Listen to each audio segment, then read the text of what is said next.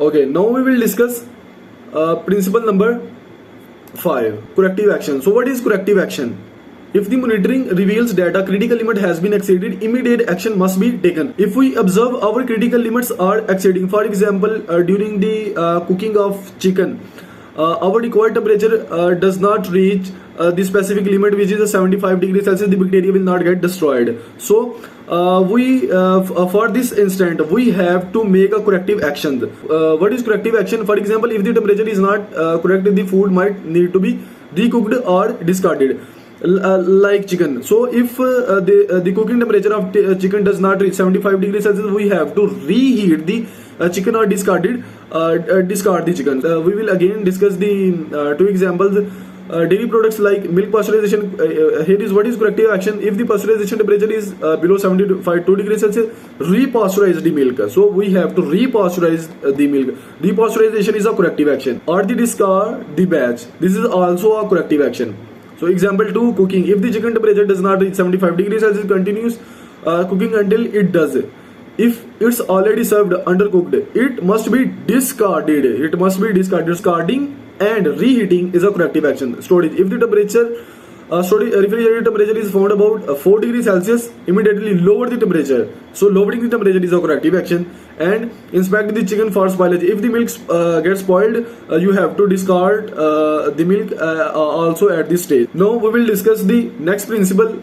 Next principle is a verification procedure. Number 6, verification procedure. So what is verification procedure? To ensure that the HACCP system is working correctly, verification is necessary. This procedure evaluate the effectiveness of the HACCP plan. So in next video, we will discuss what is HACCP plan. I will share a PDF document and complete plan of HACCP and will tell you how to implement this plan. Okay, example 1.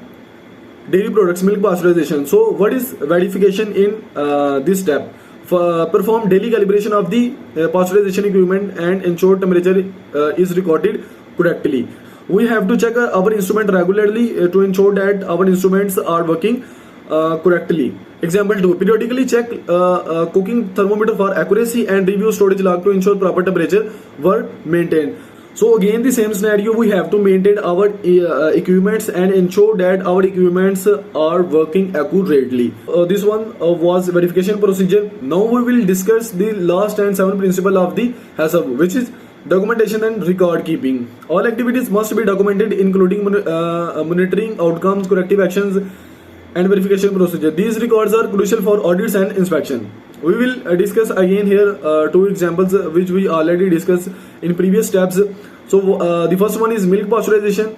Documentation. Record the pasteurization temperature and time for each batch. Document and document any corrective action taken. In this principle, we have to write each and everything. We have to write what kind of hazards are present.